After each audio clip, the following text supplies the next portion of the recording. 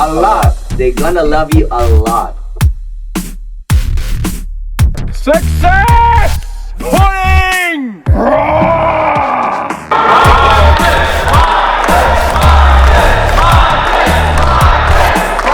And now, ladies and gentlemen, the man we've all been waiting for. And waiting for. That man is Marcus the Motivator.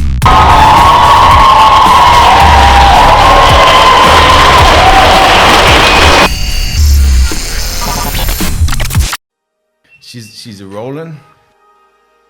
G'day guys, Marcus the Motivator here. Today we are doing a special interview with musician and artist Ivan Beecroft. That's it. How are you, mate? I'm good, mate. How are you? I am very, very good. It's good to be. So today what we want to do is we want to get into your story. We want to understand who you are, what motivates you, because reading through a bit of what you're about, the things you've done and and the experiences you've had in your life, I think your story is going to help a lot of people out there and is going to inspire people as well to become better at what they want to do in life. So let's start with you talking about just a bit about who you are and what you do. Well, I've been probably a musician off and on for most of my life, but it's probably more recently probably taken it a little bit more seriously. But it was more of just kind of fell into it really because people want a guy to play some guitar or something. I just kind of happened to be there. I never actually tried to get into a band or of anything, but for me it was more like therapy.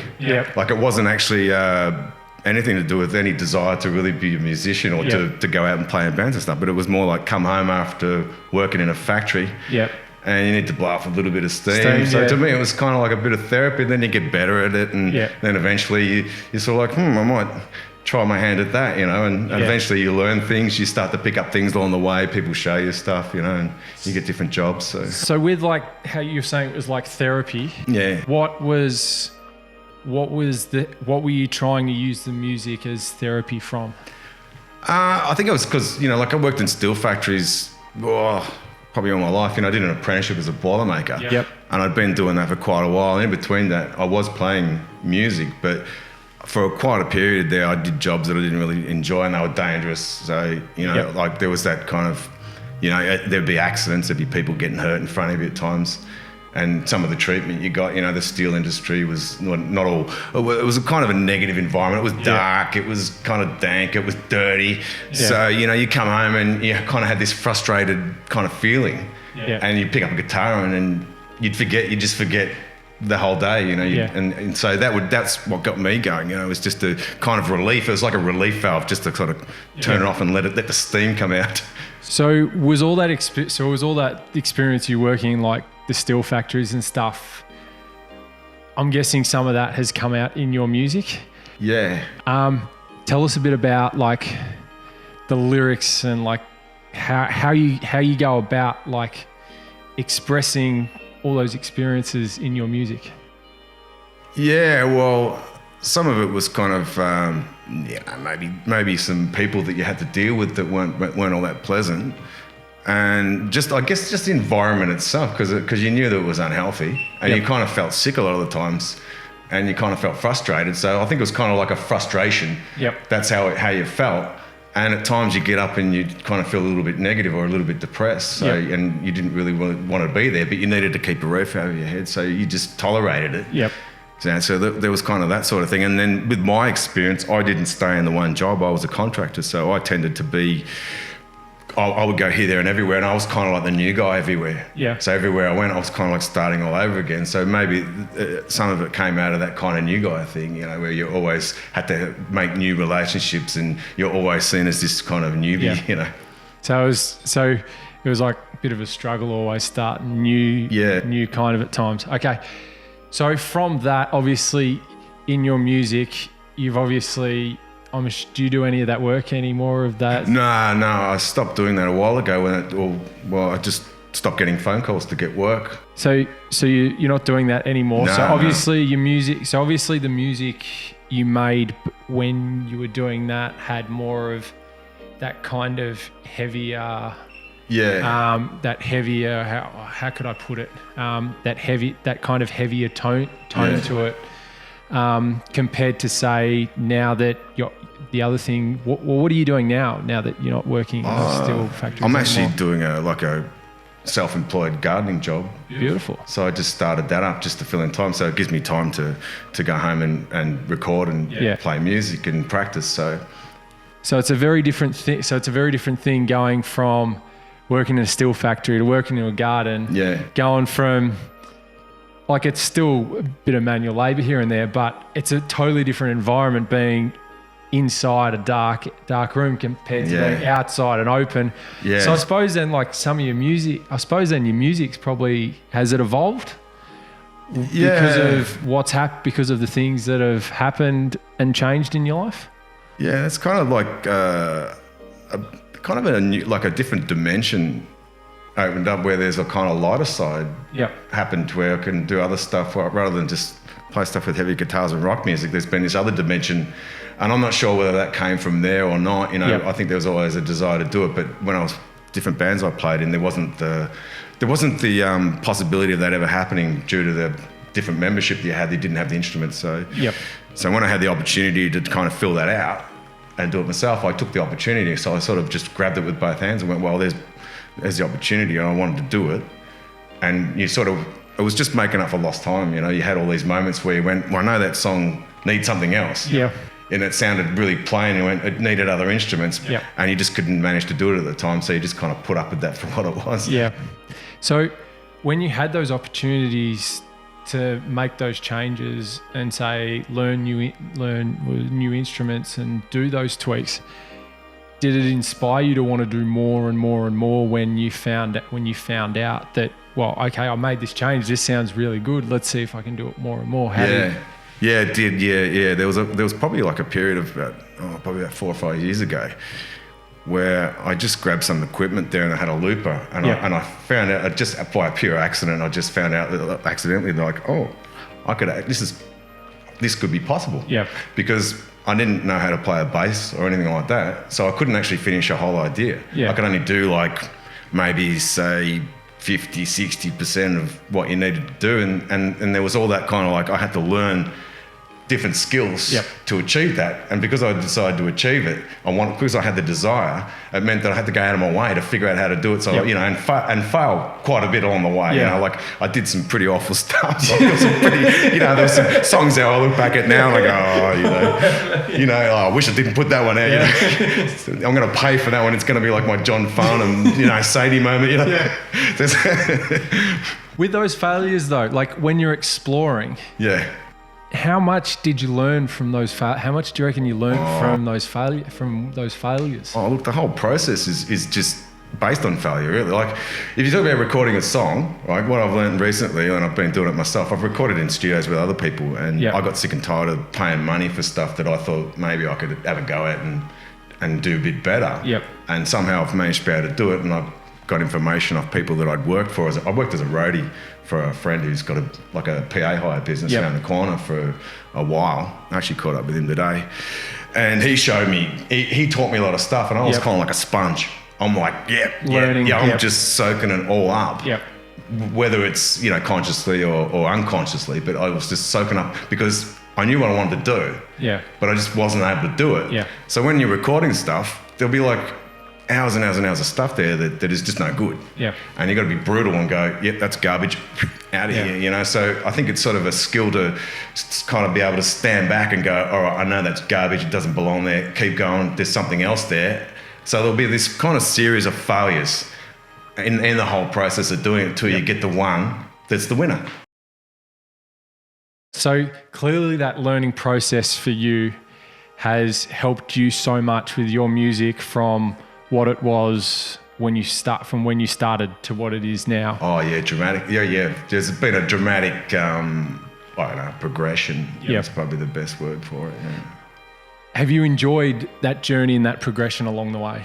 Yeah, it's been, it's been a rocky road. It's been up and down. There's been moments when I've had disappointments, you get rejections. You're going to get rejected. That's the way it works, It's part of life sometimes, unfortunately. Yeah. But there's some things there. Like there was some people that, and like there was actually a book I bought years ago as a scale book. And of all things, in the front of it was a session player called Tommy Tedesco who worked with Frank Zappa. And he had this thing at the front of the book. And this one thing kind of always stayed with me when the road got rough.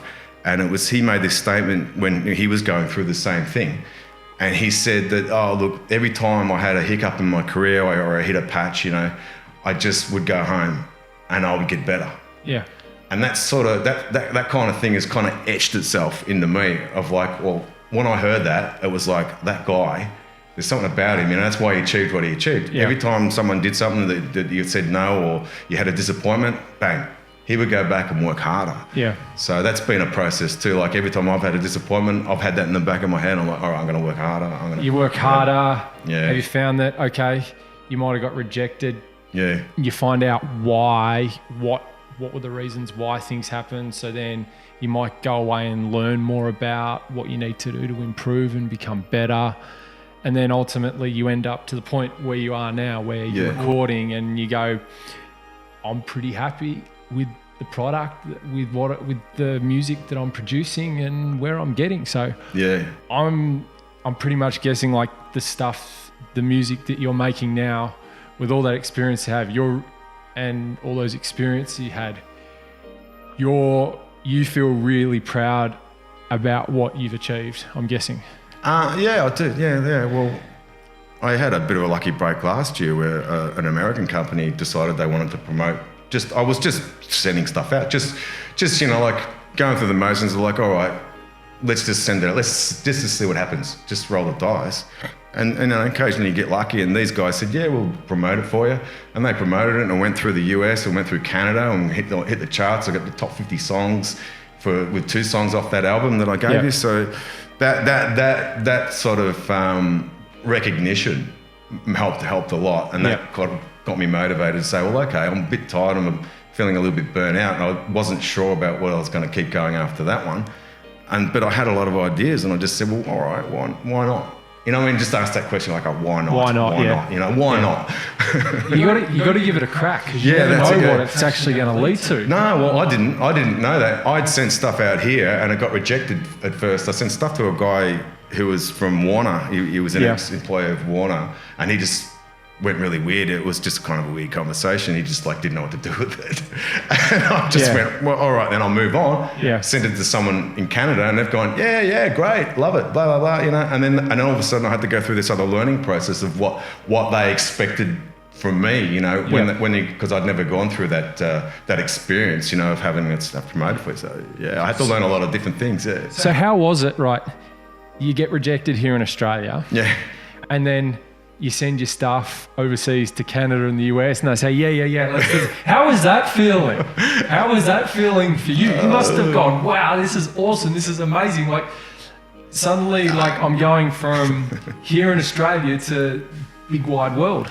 Yeah, it was, I can't lie, it was intimidating at first. It was like, wow, especially because like at one point there I got an article in the Huffington Post, and when I saw that, I nearly flipped out. That's an enormous. For those who don't know what the Huffington Post is, it's an enormously large publication, newspaper and online reading in America, which is, well, in no terms, it's enormous, and it gets quoted quite a fair bit in a lot of news just around the world in general these days, basically. Well, I do I study a lot of what goes on over in the States, you know, like with news. So I understand the media, how it's all structured now over there. So I understood the significance of it, because when I got the article, I nearly fell over, you know, and some other like IMDb, if you get stuff in there, it's like, how did that happen, you know? And so then I started looking at these guys that were promoting, because I wasn't really sure, because I took a risk on them. I didn't really know them that well, so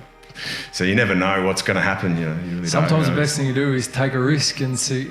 It's kind of like that Jim Carrey thing, you know, when he goes, yes, you know that movie, yes. It was kind of like that, you know. Oh yeah, why not? You know? Why not? And you sort of, So, is there a chance? Like, have you been over to the US and Canada to do? No, I haven't had a chance to do that, because I've been just working in the studio over here. I had a lot of songs during the last probably year when I put out that stuff last November.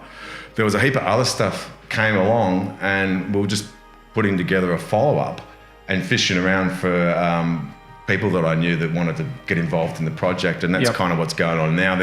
There's a process going on now where I'm just catching up with people that I'd worked with before and seeing what they're doing if they're busy at the moment, because you know they got other projects on. So I was looking at, I've got my mind on who I wanted, but they were all like, I've got a friend who's over in Thailand working as a session player, and so I haven't managed to be able to nail a few people down. So while that was happening, I was just focusing on recording as many ideas as I could, whether they're garbage or not. I was just throwing them down, and then I can just go back and sort it out later. And then, and just so I don't, if I'm in a band, I don't get distracted. I don't have to worry about recording at the same time and having my head explode from too much going on. So at the moment, you're basically recording as many songs and getting as much material down as possible. I'm in the middle of putting together a rock album, because the reason I started to get into music was, I'm sort of going back to the roots of why I started. It was when my girlfriend at the time introduced me to the Georgia Satellites.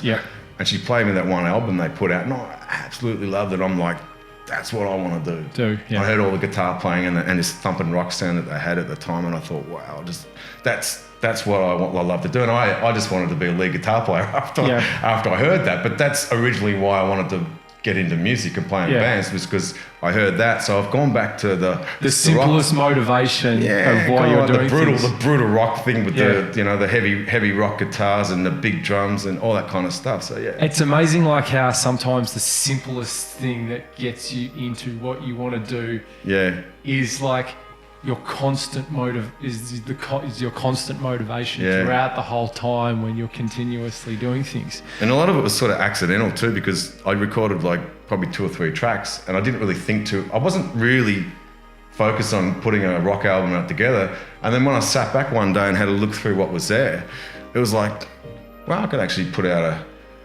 rock album. And I thought, why not? Why not? They actually choose the songs that they're going to promote on radio. I actually didn't choose them. So it's really weird, because I didn't get a choice as to what actually ended up in the charts. So it's kind of weird. There's certain things that weren't really... So some of the songs that got put in the charts, did you expect them to end up in the charts, or were you expecting, or was it other songs you were thinking they were going to put in the charts? I didn't really expect any of that. I didn't actually expect it to actually even get on digital radio, because as far as I was concerned, I didn't know that. I didn't have access to that information. Although they did say there was a radio campaign, but I just kind of brushed it off as something minor. I didn't really... You didn't think it was much? I didn't really think there's going to be anything about it. I just thought, it'll just get played on digital radio where no one's listening, at 2 in the morning or something. So I wrote it off like that.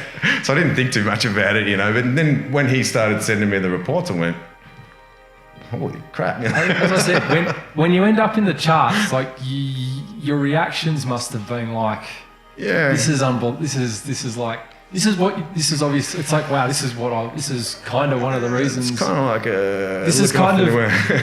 for like you, it's probably like a major milestone having something end up in the charts that people are actually listening to, whether it's here in Australia or somewhere else in the world. Well, it's a big mixture of, I think it'd be a bit like, when a soldier goes to war, it's like hours and hours of boredom and then 5 minutes of sheer terror. So for me, it was kind of terrifying in a way, because you failed all the way up until this point, and then all of a sudden someone's just gone bang in front of you, and then you're like, what the hell is this? You're not used to it, so it's hard to get used to. So going forward, do you want to go and do some shows in the US overseas? We're looking at that on the cards? We're looking at doing some kind of like iron out the wrinkles type of thing in Melbourne.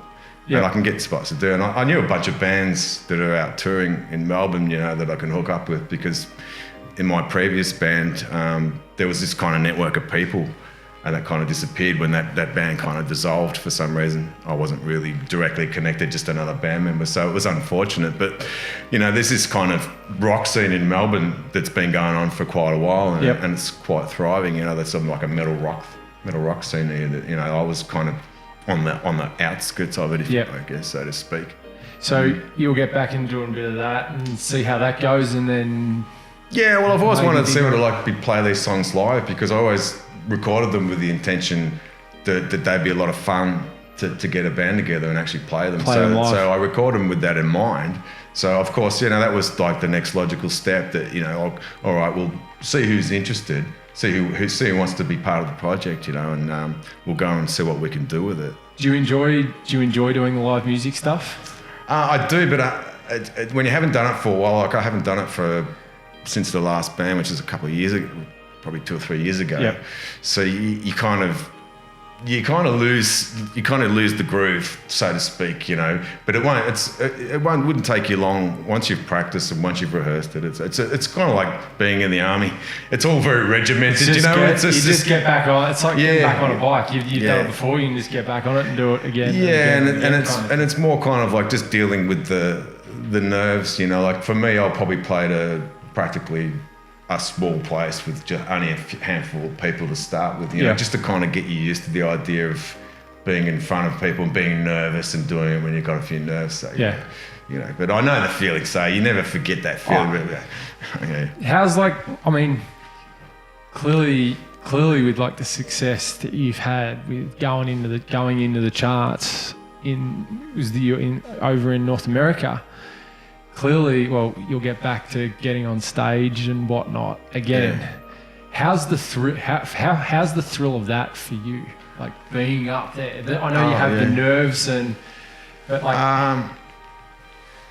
Well, just from memory from the last time that I performed, we were always kind of like a support act. So there was kind of never any real expectation from us. So it was actually quite a lot of fun, because we would just get on and we didn't really care too much about the crowd because we knew that they weren't there for us. So we would just basically rehearse really and just do our own thing. We didn't really think too hard about. We actually weren't really that nervous. We were just playing, doing what you naturally do. How would you feel if they're there for you?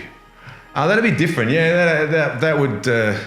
I'd probably, like about 5 minutes beforehand, I'd probably forget everything I'd ever learned. So you'll get that kind of blank that it's like someone wiped your memory for a second, and then you walk out on stage and you kind of like exposed like you're naked or something. I had a similar feeling when I did my first show. I almost like, we've done all this preparation. It's a similar thing. You've done all this preparation, and then it's like, right, it's go time. You just go. You hope you just don't freeze and do nothing kind of thing. You're just like, okay, hope let's get it all out. That kind of one terrifying moment right before things, and usually like with me, what happens with me is that I usually trigger. There's kind of triggers with when you do live performance. There's kind of like this trigger thing, like because that's going to happen every single time. It's going to happen, and I'll have a set list. So when I'm rehearsing, it'll be like the set list. So the name of the song will just trigger it off as to what's going to have to happen, And then whatever happens after that. Yeah, you just from there you just let it roll and just see how much fun and how things are going to go. So, well, Ivan, thank you very much. We'll grab the album. Yeah. So we've got your album here. Whatever. So. Anyone, if you get a chance, get online. Where's the best place we can get a hold of this? You can get it through my website. There'll be a link to Music Glue. Yep. And that will be in there. There's like a shop link, and it's got all the stuff in there in the shop link. Beautiful, guys. Get a chance if you get a look at this. It's really good stuff. Something different, but there's something a bit there for everybody. Ivan, thank you very much. Thank you very much. Enjoy. It's been a pleasure. Thank you. I won't just turn up and take the interview and leave, man.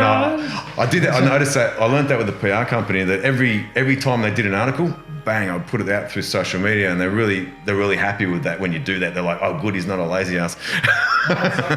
Go to the website. There's all these links there. There's links to unreleased stuff on there. So if anybody wants to see what I'm doing next, we'll chuck a whole bunch of links. Yeah, there's all like videos that I've put out that I haven't released any of the songs yet. I just stuck them on BitChute, and I just stuck a link to it so people can get an idea of just to get the videos out. Because what I realised is that when you put out stuff, that it takes a long time for people to get to it. Like you don't just set a release date and then bang, it all happens. You're best off to get the videos out first and then release the songs and then release the album. So because it takes a long time for people to get to see it because the internet's crowded.